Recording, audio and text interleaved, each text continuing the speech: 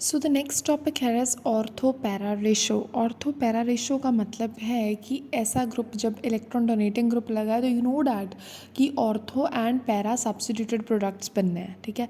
But what's a ratio, the question is what's a ratio.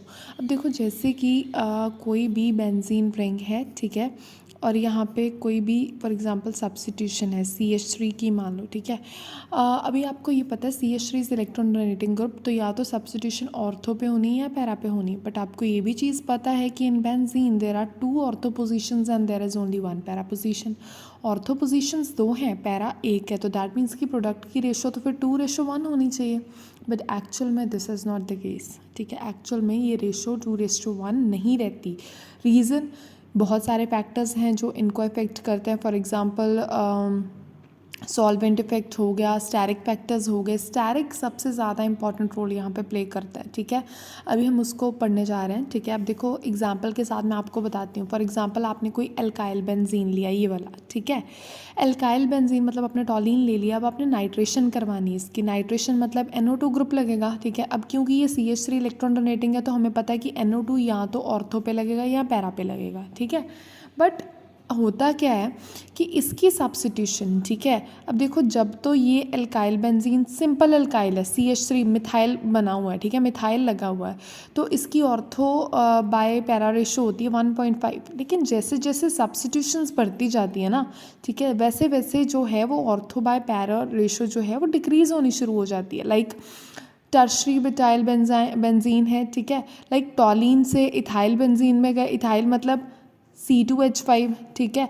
Ethyl benzene से फिर हम लोग आइसोप्रोपाइल बेंजीन पे गए। आइसोप्रोपाइल मतलब ऐसी बेंजीन, ठीक है। अगर सपोज यहाँ पे CH3 ना लगा हो, दिस इज आइसोप्रोपाइल बेंजीन।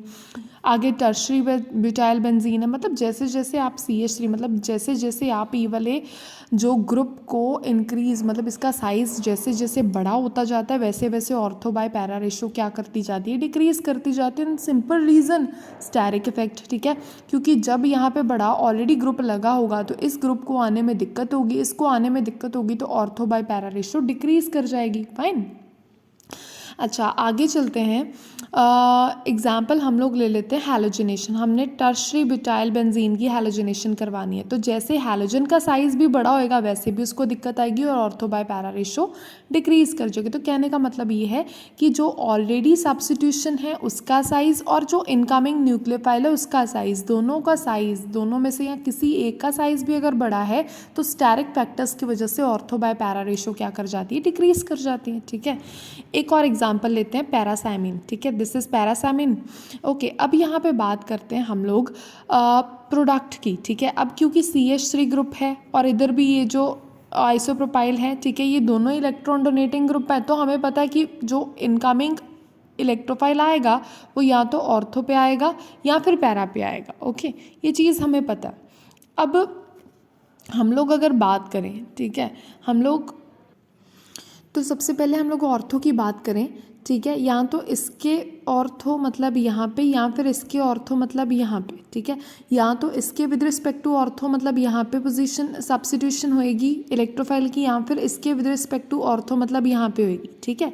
अब क्वेश्चन ये आता है कि किसके ऑर्थो पे सब्स्टिट्यूशन इलेक्ट्रोफाइल की होगी, तो डेफिनेटली CH3 के ऑर्थो पे आएगी। क्यों यहाँ पे नहीं हो सकती, बिकॉज ये ग्रुप बहुत बड़ा है, ये स्टैरिक स्ट्रेन क्रिएट करेगा इनकमिंग इलेक्ट्रोफाइल को यहाँ पे आने के लिए। बट इस केस में ऐसा नहीं होएगा, तो ortho with respect to CH3 ही सब्स्टिट्यूशन होगी। Fine, so these are all the factors. Fine, okay, ये तो हो गया ऑर्थो अटैक। लेकिन जब कभी ऐसा हो कि कोई ऐसा एटम प्रेजेंट हो जिसके ऊपर ऑलरेडी इलेक्ट्रॉन्स हों, ठीक है, इलेक्ट्रॉन पेयर हो, ठीक है, इलेक्ट्रॉन पेयर होएगा, तो उस केस में पैरा अटैक जो है वो उसकी फेवरेबल कंडीशन बनेगी। रीज़न, बिकॉज जब ऐसा कोई भी एटम होएगा, ठीक है, जिसके ऊपर इलेक्ट्रॉन पेयर होंगे, तो उस केस में जब पैरा अटैक होगा ना तो एक सिग्मा कम्प्लेक्स बनेगा, ठीक है, जो कि बहुत एक स्टेबल कम्प्लेक्स होएगा, ठीक है। उसकी वजह से यहाँ पे पैरा अटैक फेवरेबल होता है। अब देखो पैरा पोजीशन इसके विद रिस्पेक्ट टू ये वाली है, इलेक्ट्रोफाइल आएगा यहाँ पे, ठीक है, ये इलेक्ट्रॉन रिलीजिंग है, इसने इलेक्ट्रॉन्स नीचे दिए, ये इलेक्ट्रॉन्स आगे मूव कर गए, ठीक है। तो एक ऐसा स्टेबल क्यूनॉइड स्ट्रक्चर बन जाता है, इसकी वजह से यहाँ पे पैरा अटैक ज़्यादा फेवरेबल होता है as compare to ortho attack. Fine. अगर हम लोग यहाँ पे ऑर्थो अटैक करके देख भी लें, ठीक है, ऑर्थो अटैक करेंगे, ठीक है, तो यहाँ पे पॉजिटिव चार्ज आ जाएगा, ये इसको कंपनसेट कर देगा और ऐसा कम्प्लेक्स बनेगा, ठीक है। बस ऐसा कम्प्लेक्स हमेशा लेस स्टेबल होएगा बिकॉज यहाँ पे कॉन्जुगेशन नहीं है, double single double single double, but आगे, ठीक है। लेकिन यहाँ पे क्या आ रहा है, एक स्टेबल स्ट्रक्चर बन रहा है, double single double single double. Okay fine. So this is more stable and this is less stable. अब इसमें लेस स्टेबल प्रोडक्ट बनता है, इसीलिए यहाँ पे ऑर्थो अटैक उतना फेवरेबल नहीं होता जितना कि पैरा अटैक फेवरेबल होता है। फाइन।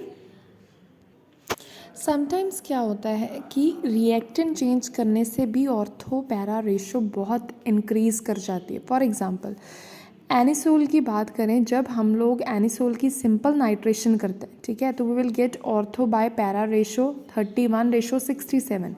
लेकिन जब हम एनिसोल को रिएक्ट करवाते हैं विद N2O5, ठीक है, इसके साथ रिएक्ट करवाते हैं, तो we will get this much ratio 71:28। The reason it's mechanism.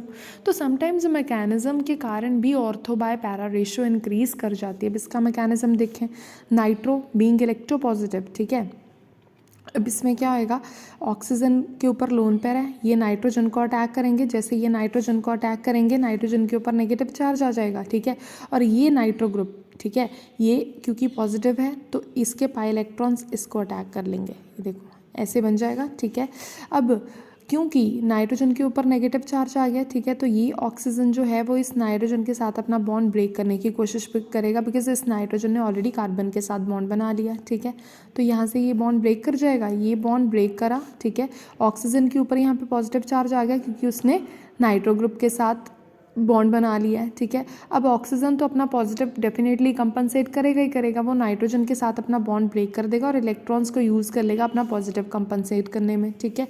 तो मतलब यहाँ से भी बॉन्ड ब्रेक कर गया, यहाँ से भी कर गया, नाइट्रो ग्रुप आ गया इस कार्बन के साथ और यहाँ पे OCH3 मिथॉक्सी ग्रुप आ गया। ओके, अब यहाँ पे हाइड्रोजन है, हाइड्रोजन क्या हो जाएगा, बाहर रिमूव कर जाएगा, हाइड्रोजन रिमूव करेगा, अपने इलेक्ट्रॉन्स नहीं साथ में लेके जाएगा, वो इलेक्ट्रॉन्स यूज़ हो जाएंगे इस पॉजिटिव को कंपनसेट